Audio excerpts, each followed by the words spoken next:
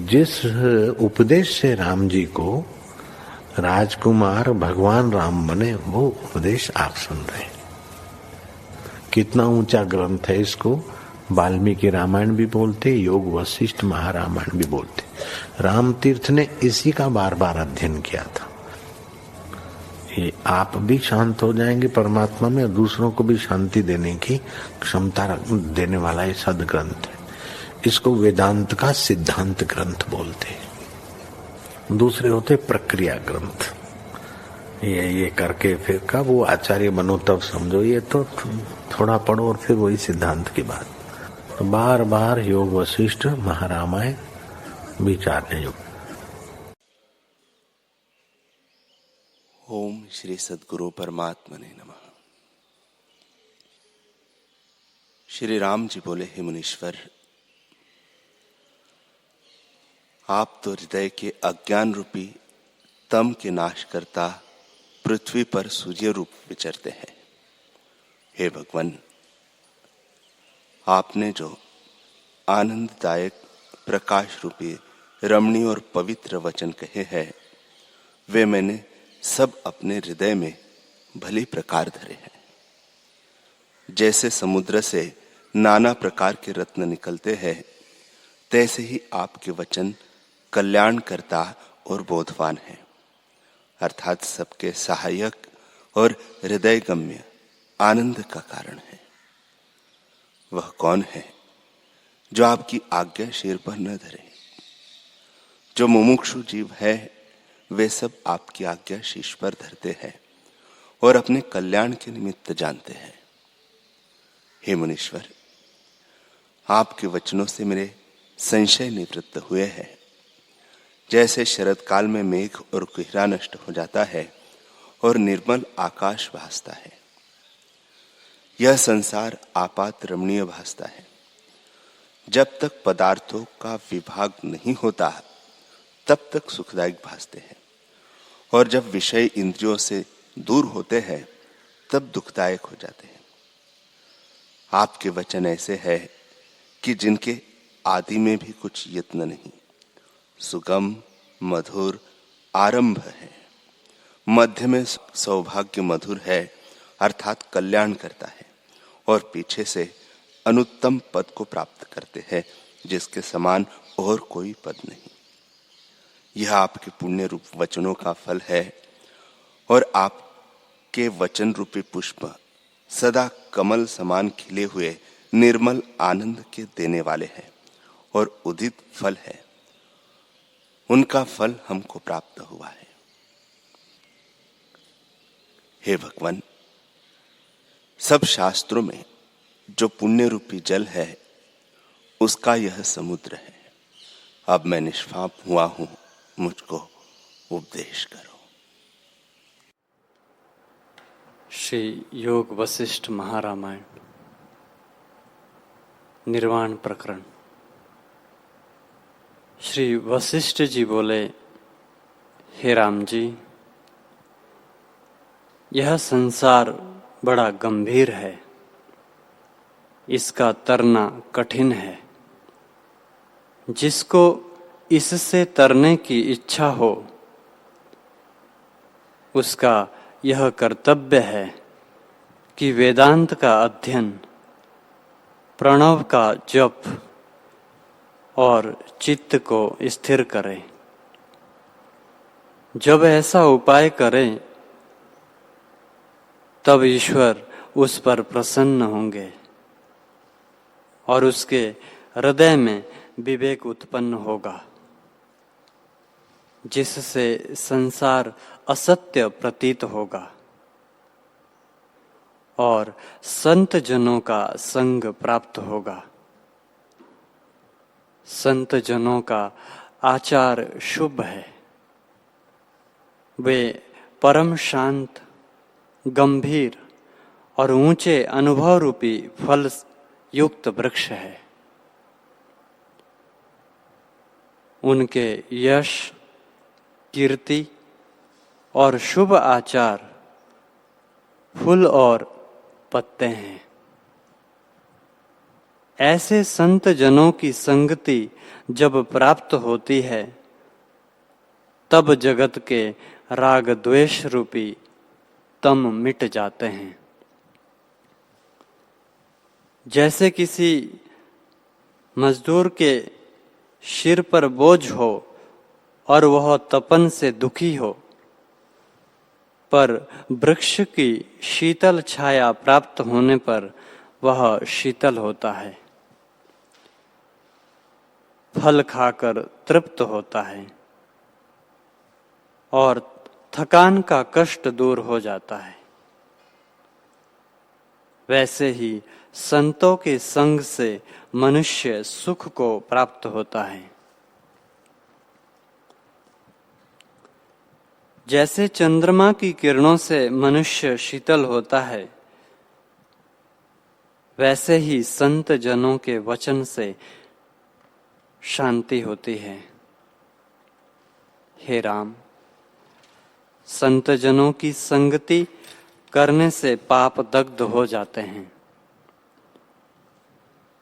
जो पुरुष सकाम होकर तप, यज्ञ और व्रत करते हैं, उनकी संगति ना कीजिए,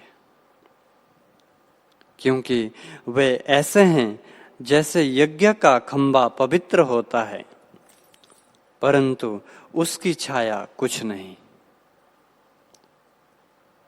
इससे उसके नीचे कोई सुख नहीं पाता। हे राम, सब सकाम कर्म जन्म मरण देने वाले हैं।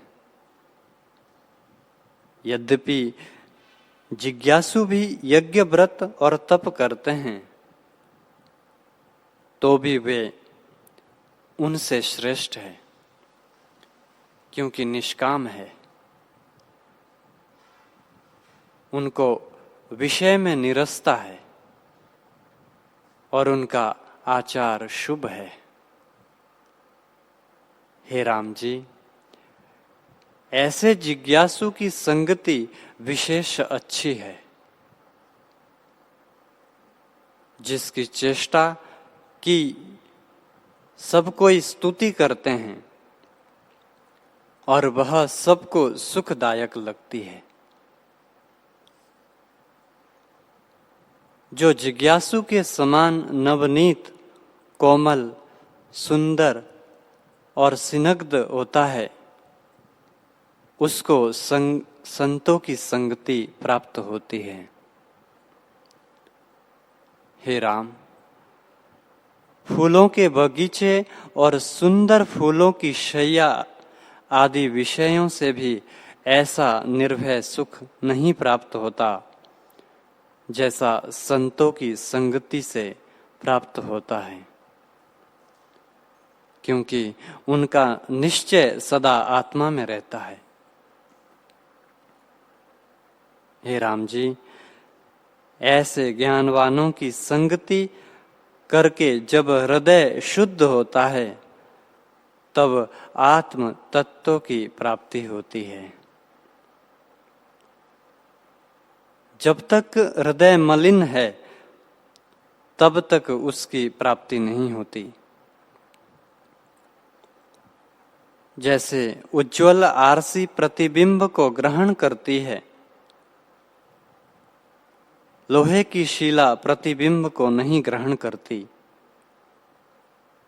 वैसे ही जब हृदय उज्ज्वल होता है, तब संतों के वचन हृदय में ठहरते हैं।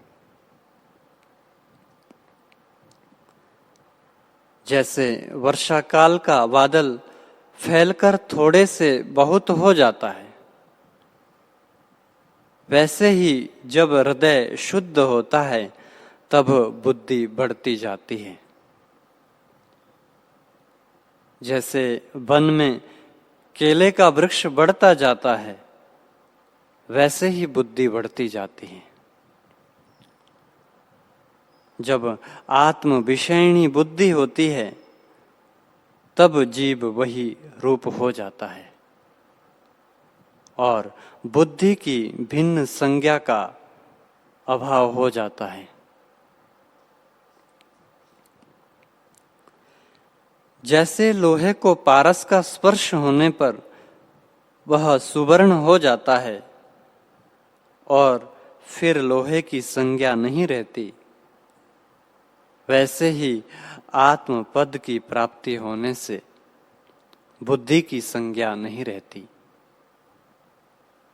और विषय भोग की तृष्णा भी जाती रहती है। हे राम, विषयों की तृष्णा और अभिलाषा ने जीव को दीन बनाया है। जब तृष्णा का त्याग करें तब परम निर्मलता को प्राप्त होता है। जैसे हाथी जब तक शीर पर धूल डालता है तब तक मलिन रहता है और जब नदी में प्रवेश करता है तब निर्मल हो जाता है, वैसे ही जब तृष्णा रूपी राख का त्याग करता है और आत्मा में स्थित होता है तब निर्मल होता है। हे राम, जब जीव भोगों की इच्छा त्यागता है तब बड़ी शोभा पाता है।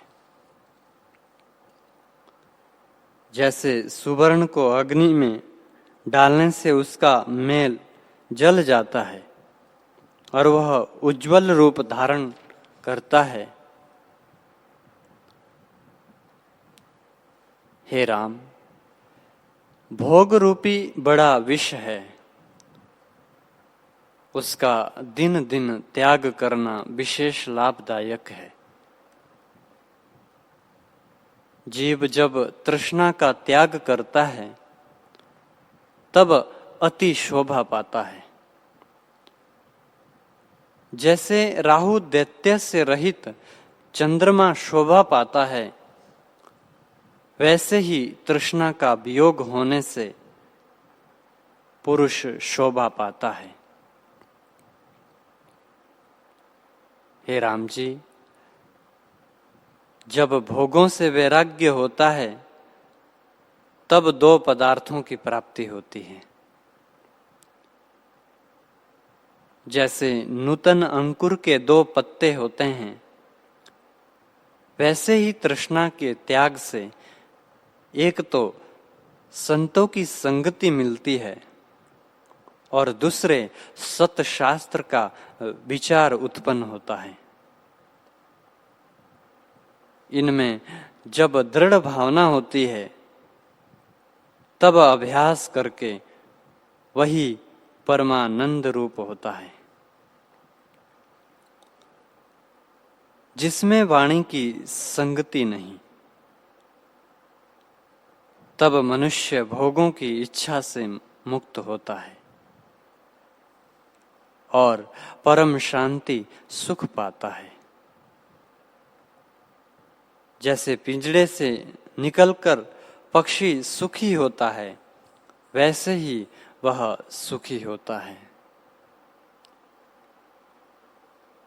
हे राम जी, जीव को भोग की इच्छा ने ही दीन किया है। जब इच्छा निवृत्त होती है तब गोपद की तरह वह संसार समुद्र को लांघ जाता है। तब उसको तीनों जगत सूखे तृण जैसे तुच्छ लगते हैं। हे राम, जब वह भोगों की इच्छा से मुक्त होता है तब ईश्वर होता है। जिस पुरुष को आत्म सुख प्राप्त हुआ है वह भोगों की इच्छा कभी नहीं करता और जब वे आकर प्राप्त होते हैं तब भी वे उसको नीरस और मिथ्या प्रतीत होते हैं। इससे वह उनके भोग को नहीं चाहता। जैसे जाल से निकला हुआ पक्षी फिर जाल में नहीं पड़ता, वैसे ही वह पुरुष भोगों को नहीं चाहता। जब विषयों की तृष्णा निवृत्त होती है तब परम शांति पाता है और संतों के वचन उसके हृदय में शीघ्र ही प्रवेश करते हैं।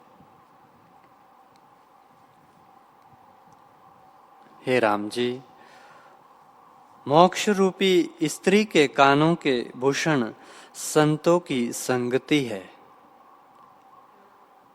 जब साधु की संगति होती है तब अशुभ कर्मों का त्याग हो जाता है और पराये धन की इच्छा नहीं रहती। तब जो कुछ अपना होता है उसके भी त्यागने की इच्छा होती है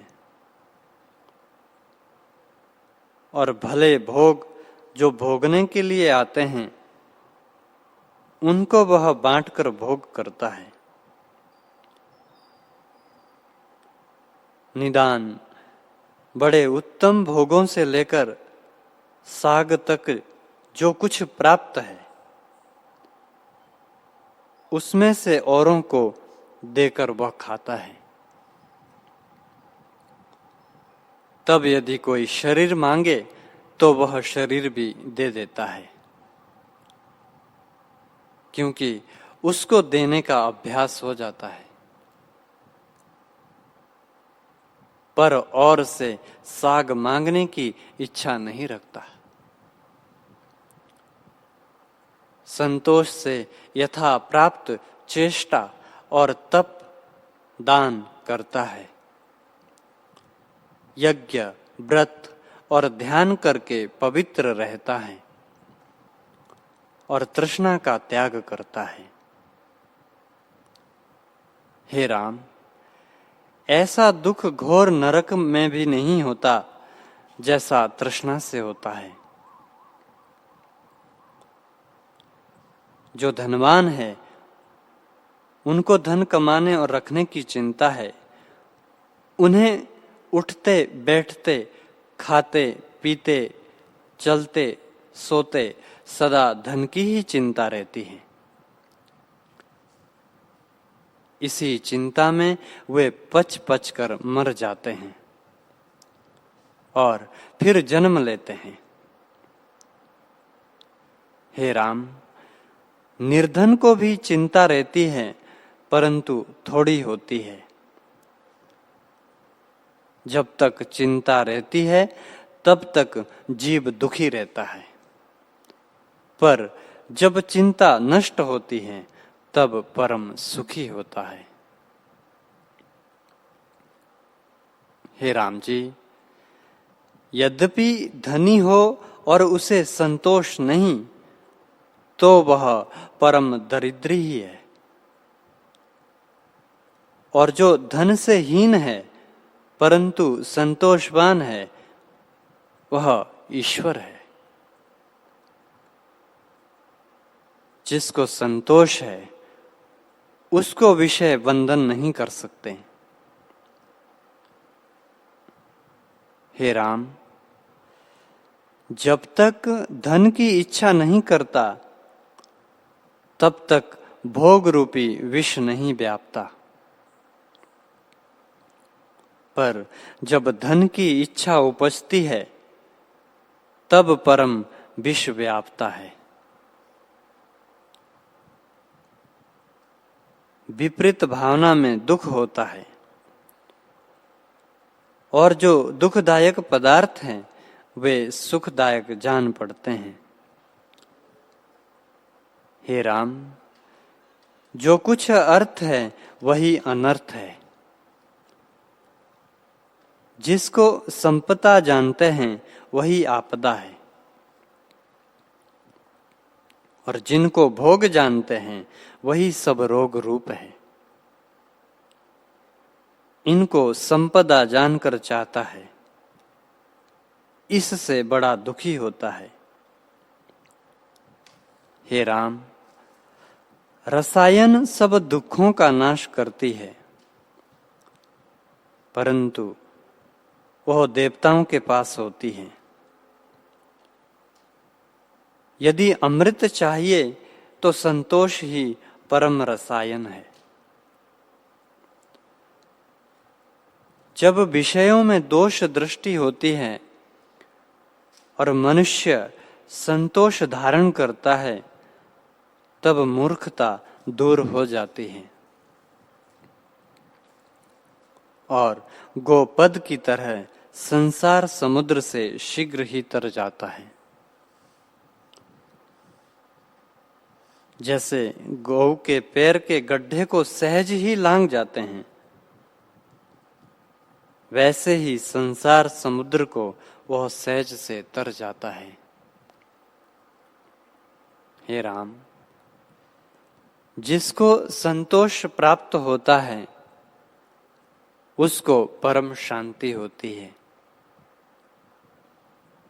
कभी वसंत ऋतु भी सुख का स्थान हो, नंदनवन भी सुख का स्थान हो, उर्वशी आदि अप्सराएं पास हो, चंद्रमा निकला हो, कामधेनु विद्यमान हो और इंद्रियों के सब सुख प्राप्त हो, तो भी शांति न होगी। एक संतोष से ही शांति होगी। संतोषवान को ये विषय डिगा नहीं सकते।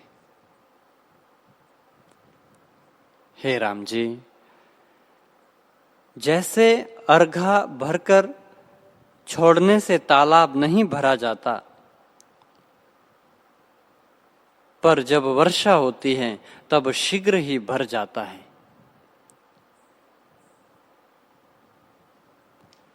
वैसे ही विषयों के भोग से शांति नहीं होती। संतोष ही पूर्ण आनंद और ओज की प्राप्ति होती है।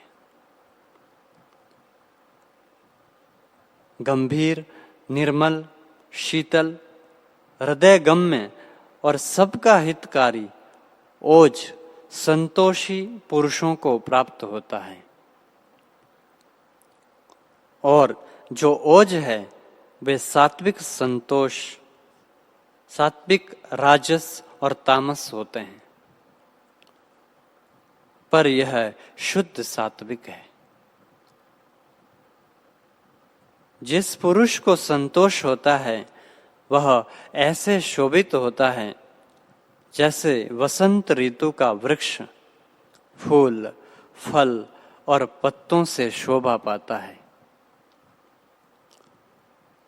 और जिसको तृष्णा है वह चरणों के नीचे आए कीड़े की तरह कुचल जाता है। हे राम जी, जिसको तृष्णा है उसको संतोष और शांति भी नहीं होती। जैसे जल में डाला गया तृणों का पुला तीव्र पवन से उड़ता फिरता है, वैसे ही तृष्णावान पुरुष को शोभ होता है। हे राम जी, जो पुरुष अर्थ की सदा इच्छा करता है वह अग्नि में प्रवेश करता है, अर्थात सर्वदा तपता रहता है। जैसे गंधर्व विष्ठा के स्थान में प्रवेश करता है, वैसे ही तृष्णावान जो विषय रूपी गंदे स्थान में प्रवेश करता है वह गंधर्व है। जैसे गंधर्व का स्पर्श करना अनुचित है, वैसे ही तृष्णावान गंधर्व का स्पर्श करना योग्य नहीं है। हे राम, यह संसार मिथ्या है। जो इस संसार के पदार्थों को चाहता है वह मूर्ख है। इस जगत के अधिष्ठान को प्राप्त होने से जीव निर्वासनिक होता है और जब निर्वासनिक होता है तब संतोष को प्राप्त होता है। तब ऐसा होता है जैसे तारों में चंद्रमा शोभा पाता है। इससे इच्छा के नाश का उपाय करो। हे राम, जब इच्छा नष्ट होती है और संतोष रूपी गंभीरता प्राप्त होकर द्वैत कलना मिटती है, तब उसी को पंडित जन परम पद कहते हैं। यह पद कैसे प्राप्त होता है सो भी श्रवण करो। हे राम जी, जब संसार से वैराग्य, संतों की संगति और सतशास्त्रों के अर्थों और आत्मा में दृढ़ भावना होती है, तब जगत निरस हो जाता है। अर्थात जगत असत प्रतीत होता है, हृदय में शांति होती है, जीव अपने को ब्रह्म जानता है और परिच्छिन्नता मिट जाती है। जब तक जीव अपने को परिच्छिन्न जानता था, तब तक सब दुखों का अनुभव करता था, और जब संतों की संगति और सतशास्त्रों से जगत निरस प्रतीत होता है, तब परम पद को प्राप्त होता है।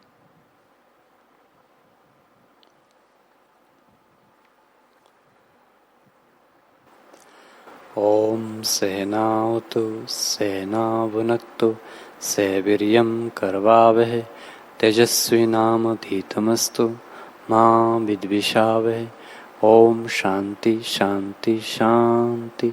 श्री सद्गुरुदेव भगवान की जय।